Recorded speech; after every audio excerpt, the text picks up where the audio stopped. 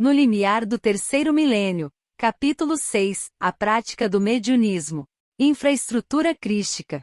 Onde houver duas ou mais pessoas reunidas em meu nome, eu estarei entre elas em espírito e verdade. Mateus 18:20. Essa promessa do Mestre Jesus, repetida antes de qualquer trabalho mediúnico, é a melhor forma de garantir para ele a assistência dos espíritos superiores. Essa frase evangélica pode ser repetida em todos os quadrantes do globo, em qualquer língua, pois, dificilmente, o seu sentido pode ser deturpado. O Mestre Jesus representa, no atual ciclo de peixes, o Cristo atuante, a manifestação sensível de Deus aos seres humanos. Pouco importa se a apresentação se faz em termos de budismo, hinduísmo, catolicismo ou outras roupagens religiosas. A presença crística se evidencia através de fatores que são comuns e inconfundíveis a todo espírito encarnado na Terra ou, em outras condições, nas suas imediações. Toda religião, doutrina, iniciação, ciência oculta, conhecida ou não da atual humanidade, esotérica ou esotérica, se caracterizará como crística se a atitude fundamental que sugerir puder se resumir em 3 palavras: amor, humildade e tolerância. Para se compreender amplamente esse fato, deve-se notar que a presença crística não é manifesta apenas em termos de doutrina verbalizada ou escrita, mas, sim, na determinação de uma atitude básica de comportamento global, que envolve todos os aspectos da vivência humana. O Mestre Jesus foi o executor de um plano sistemático, que envolveu toda uma etapa evolutiva da humanidade, compreendendo um período de 2000 anos. Esse sistema abrange todos os aspectos concebíveis do ser humano, e visa dar, essencialmente a cada espírito, a mais completa oportunidade evolutiva.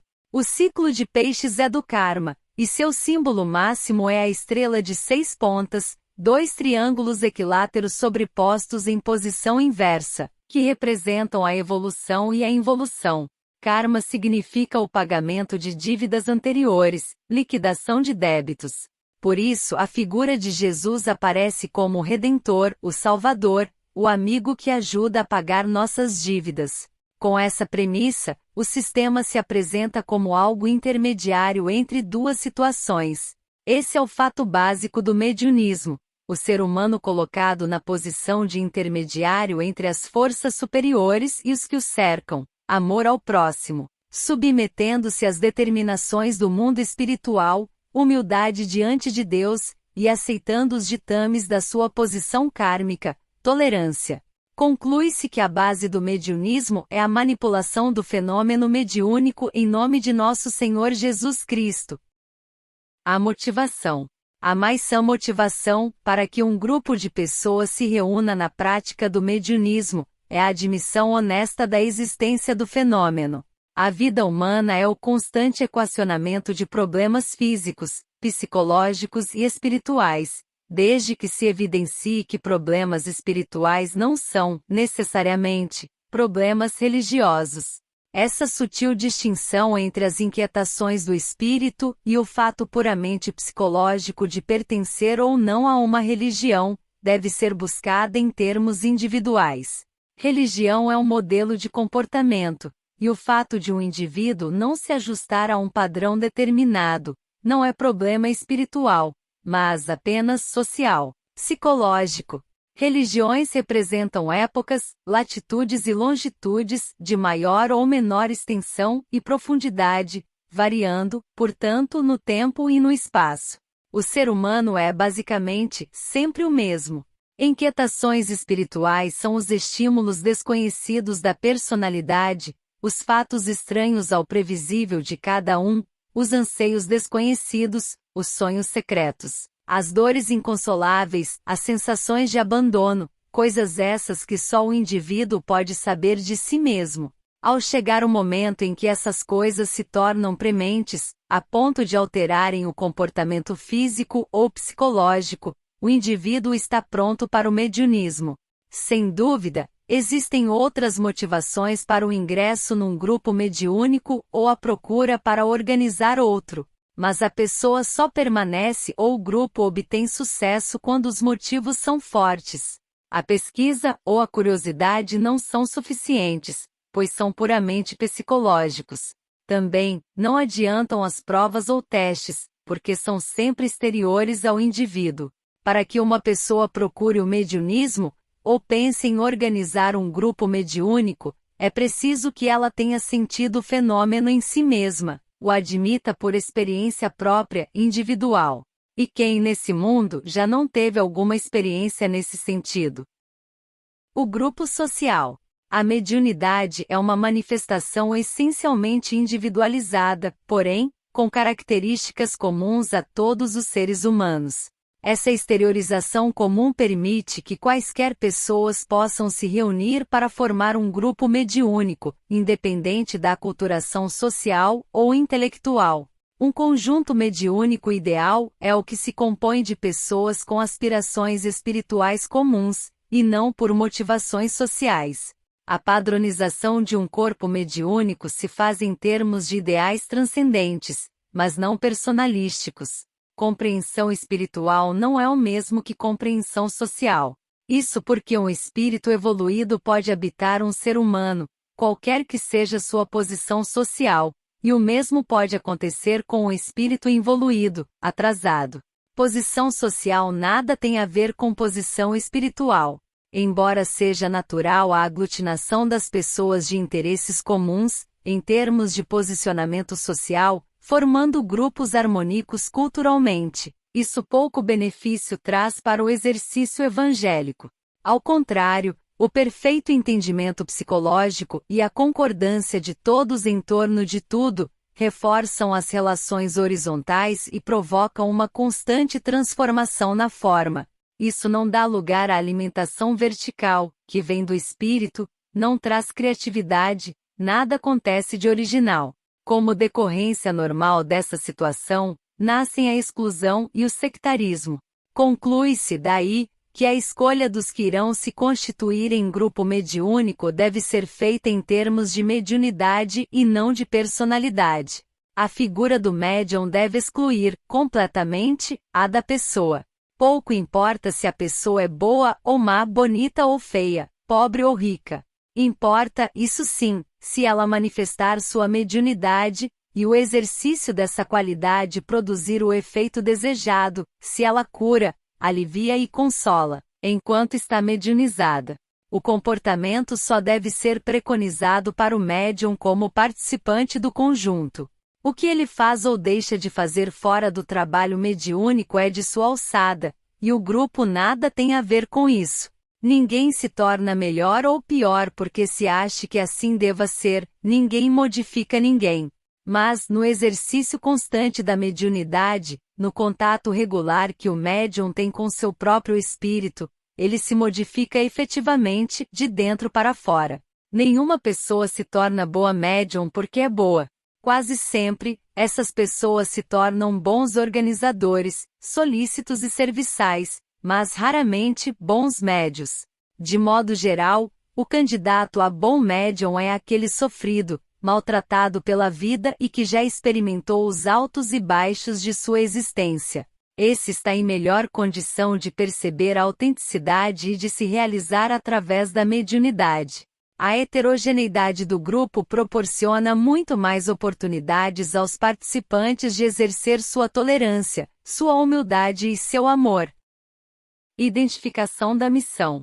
Todo ser humano está ligado a dois tipos de família. A família da presente encarnação, geralmente ligada pelos laços kármicos, feita por acordo mútuo, antes desta encarnação, e a família espiritual, formada por espíritos afinados na sua origem remota e transcendente. Durante a encarnação, os espíritos ficam submissos às suas personalidades e se ajustam por elas. A família é uma luta de personalidades na qual as pessoas se amam ou se odeiam de acordo com os reajustes que elas mesmas programaram. Quando, porém, o ser humano começa a exercer conscientemente a sua mediunidade, os estímulos de seu espírito vão superando os da sua personalidade, e isso ameniza os reajustes, diminuindo os choques. Na proporção que isso acontece, diminuem os atritos e o espírito liberto da luta procura sintonizar-se com suas tarefas, geralmente fora da família atual. Assim, vão se encontrando os velhos companheiros de luta que se aglutinam em torno de seus ideais, de seus hábitos, de suas especializações transcendentais. Aos poucos, o grupo assim formado, mesmo que socialmente haja as maiores diferenças, vai identificando a missão, sabendo, tranquilamente, o que tem a fazer. Só esse encontro produz a originalidade na obra realizadora. Quando os espíritos de um grupo mediúnico não são afinados transcendentalmente, a missão se torna indefinida e insegura. Naturalmente, é quase impossível um grupo ser composto apenas por espíritos afinados, mesmo porque esse fato só é verificado depois de certo tempo de convivência. Mas essa preocupação se torna válida quando se observa, no mesmo grupo, a formação de subgrupos que se afinam mais. Nesse caso, podem surgir missões diferentes no mesmo programa, da mesma forma que falanges diferentes de espíritos trabalham na mesma humanidade. Mas, sempre é conveniente a definição da missão, em termos de especializações mediúnicas ou vocacionais, que possam caracterizar aquela falange de médios. Posição socioeconômica. Essa é a fronteira, a linha demarcatória entre o mediunismo e as práticas anímicas, as religiões formais e entre o que é humano e o que é divino. A força mediúnica só é criativa e benéfica para o progresso do espírito integrante do sistema crístico, sob a égide do Evangelho. A vida humana, em termos físicos e psicológicos, funciona em torno de produção e dispêndio de energias que em última análise traduz em sistemas econômicos. A vida mediúnica não depende de energias físicas ou psicológicas. Ao contrário, o mecanismo mediúnico equilibrado é uma fonte de energias. Mesmo a produção do ectoplasma humano, que é um processo fisiológico, é tão sutil em relação ao mundo físico, que as energias dispendidas quase não afetam o equilíbrio normal do organismo. Como atividade, trabalho, hora, dificilmente existe uma tarefa mediúnica que possa prejudicar o ganha-pão normal de uma pessoa. O ambiente físico e o pouco necessário para o ritualismo mediúnico raramente são de monta a afetar a economia. Conclui-se então que o exercício da mediunidade nada custa a ninguém.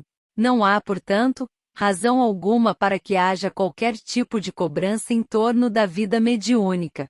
Não há custo, não há dispêndio e por essas razões, o mediunismo não exclui pessoa alguma por motivos de ordem socioeconômica. Quanto mais humilde e simples for o grupo, melhores serão os resultados. Com isso observado, estaremos mais enquadrados nas palavras de Jesus: dai de graça o que de graça recebestes. O preparo dos médios. Os conhecimentos básicos do mediunismo, a disposição para agir nos princípios crísticos e a necessidade de realização são as condições necessárias para o trabalho mediúnico. O que for melhor, em termos de posicionamento sociocultural, deve ocupar a liderança. Mas deve-se atentar para dois fatores importantes. O melhor é aquele que se dispõe a servir desinteressadamente e o padrão de referência tem que ser local, de acordo com o meio onde o trabalho irá se realizar. O escolhido deverá examinar os problemas da comunidade e fazer uma síntese dos mais constantes e característicos. De acordo com esse exame inicial, é que pode ser orientado o tipo de trabalho a ser realizado. Depois, começa o desenvolvimento dos médios. Não é preciso procurar aqueles que já tenham experiência mediúnica. É preferível que os próprios candidatos revelem suas mediunidades. Se observadas as coisas fundamentais do mediunismo, as vocações se revelam logo. O principal cuidado que o responsável deve ter é com as comunicações mediúnicas que irão surgir, inevitavelmente. É preciso sempre ser lembrado de que a comunicação nunca é isenta da personalidade do médium. A direção dos trabalhos deve ser, sempre, de um doutrinador, e compete a ele julgar as comunicações, aproveitando as que correspondam objetivamente ao trabalho. Deixem que os médiuns se revelem e se desenvolvam com certa liberdade. Procurem somente prestar-lhes assistência, dando uniformidade na forma, principalmente aos que incorporam. Aprendam a distinguir o doutrinador do incorporador, a fim de que não haja desenvolvimentos errados. Depois de certo tempo de experiência com o grupo, faça pequenas reuniões informais em que todos possam ser ouvidos. Quando o grupo se sentir seguro, comece o atendimento de pacientes. O ambiente e o ritual. Os fatores mediúnicos estão sempre presentes em todos os ambientes onde haja pessoas reunidas. Para um trabalho deliberado, qualquer aposento serve, desde que fique reservado para esse fim, devido à impregnação. Uma mesa e algumas cadeiras são o suficiente. Com o desenvolvimento e o aumento natural dos participantes, o aposento dará lugar ao templo, de acordo com o meio social e o conhecimento iniciático do grupo. Cada falange de espíritos tem o seu próprio sistema, por isso deve ser evitada a imposição de um determinado ritual. Deixem que os mentores o determinem. Procurem apenas simplificar o problema, evitando agregar hábitos doutrinários ou religiosos de outros grupos. Também, não se preocupem se o ritual que irá nascer se parece com o de outros grupos. Existe um ritual básico do cristianismo que é comum a qualquer grupo. Por exemplo, a estrela de 6 pontas é um símbolo iniciático universal do karma. A cruz sempre representou o ser humano encarnado. A água sempre foi o veículo da cura. O defumador não pertence a religião alguma, em particular. E assim por diante, desde os cantos, música ambiente, cores, uniformes, etc. A liderança. Esse é o ponto crítico do trabalho mediúnico. Ele só irá inspirar confiança se a liderança for exercida por um doutrinador, secundado por outros doutrinadores. Entendemos aqui por liderança toda a orientação do grupo mediúnico nos aspectos fundamentais, a saber, a doutrina ou conjunto doutrinário, b. finalidade específica do grupo e c. a filosofia do comportamento. A doutrina básica do mediunismo é a reencarnação. A partir dessa premissa, o líder seleciona os aspectos que mais se apropriem às finalidades específicas do grupo, de acordo com a média do padrão cultural ambiente. Na medida do possível, esse conjunto doutrinário deve ser do conhecimento de todos os médiuns, principalmente os doutrinadores. A finalidade básica de um trabalho mediúnico é o reequilíbrio de seres humanos. Os médiuns que formam o grupo irão se reequilibrar pela mediunidade, os clientes, pelo atendimento dos médiuns. Reequilibrar significa ajustar uma pessoa à sua faixa kármica, de acordo com o grau de evolução alcançado pelo seu espírito. O líder deve estabelecer a filosofia a ser seguida pelo grupo, cuja base é considerar o participante pela sua mediunidade, e o cliente pela sua necessidade. O respeito ao livre-arbítrio é a única atitude compatível com o sistema crístico. Não julgar para não ser julgado é a melhor forma de dar oportunidade a todos, indistintamente. O cliente, ou médium em potencial, deverá sempre ser atendido, qualquer que seja sua posição social. Por pior que seja sua moral, depois de atendido, ele não fica devendo nada ao grupo. Ninguém assume obrigação alguma com o grupo, nem mesmo doutrinária. O grupo, porém, sempre tem obrigação com as pessoas. Alimentação doutrinária. Esse é o maior problema com o qual o corpo mediúnico irá se deparar. Quem trará a doutrina a ser seguida? Os videntes? Os médiuns de incorporação? Os psicógrafos? A vidência é mediunidade interpretativa. O que o vidente vê, ele é obrigado a traduzir em imagens e palavras compreensíveis aos de fora de sua vidência. Não há, portanto, maneira alguma de ser comprovado. O incorporador comunica a mensagem impregnada de seu próprio ponto de vista, a não ser em condições excepcionais de inconsciência. O psicógrafo escreve mensagens, mas ninguém pode comprovar quem seja o mensageiro a não ser, também, em condições excepcionais, como é o caso de Chico Xavier. Quem então terá condições de interpretar uma orientação espiritual com autenticidade? A resposta é única: o doutrinador.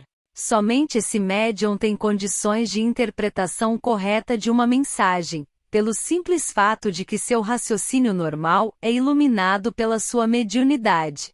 O doutrinador ouve, lê, compara e sintetiza com muito maior possibilidade de isenção. O fundamento na interpretação de mensagens que o doutrinador deve ter é a seguinte: só os espíritos superiores, que já alcançaram o plano espiritual, que estão fora da faixa kármica e cujo habitat é fora da Terra, têm condições de alimentar doutrinariamente e dar socorro a espíritos encarnados. A mensagem desses espíritos é completamente isenta, pois seu padrão de referência é o destino transcendental dos que eles assistem, de acordo com o sistema crístico. Esses espíritos jamais interferem no livre-arbítrio dos encarnados. Eles nunca decidem as questões pelas pessoas, mas se resumem em ajudá-las a decidir por si mesmas. Só esses espíritos têm a capacidade de trazer energias siderais e produzir modificações efetivas na trajetória kármica dos encarnados. Só eles têm acesso aos registros transcendentais, e podem fazer um recartilhamento, sem fugir às metas kármicas, individuais ou coletivas. Fora dessa premissa, qualquer comunicação, não importa os meios, é de espíritos que ainda habitam o planeta Terra, nos seus vários planos e até mesmo na sua superfície física. Esses espíritos, por melhor que sejam, se baseiam em motivos e opiniões humanas, como tal, interferem no livre-arbítrio, tomam partido nas situações, sendo, portanto, incapazes da observância rigorosa das premissas evangélicas. É fácil, pois, ao doutrinador, saber como agir em face das informações que recebe. A maioria das vezes ele tem que decidir sozinho, embora esteja, na realidade, sempre assistido pelo seu mentor, quando está agindo na qualidade de líder. É preciso não se esquecer que a doutrina, em suas linhas principais, já existe na mente e no coração dos homens, e que são precisas poucas mensagens para dirigir um grupo. O que queremos realmente dos espíritos superiores é a cura, a remoção de nossas angústias, a abertura de nossas esperanças no dia de amanhã. Essas coisas, porém, não vêm em forma de mensagens escritas ou faladas, mas, sim, de realidades verificáveis. Pouco adianta a uma pessoa ouvir bonitas palavras se com elas não forem removidas as cargas magnéticas e as correntes negativas que a assediam. O que precisamos, efetivamente, são as forças do céu. Compete a nós mobilizar as forças da Terra através das nossas possibilidades humanas. Concluindo, um trabalho mediúnico só é autêntico e está enquadrado no sistema crístico quando é dirigido pelos espíritos superiores e qualquer outra classe de espírito seja apenas cliente. Que se acautelem, pois, todos aqueles que queiram cumprir seu dever mediúnico, só os espíritos superiores podem nos orientar, e só eles sabem não só dos nossos destinos particulares, como o destino do nosso mundo e dos mundos que nos cercam.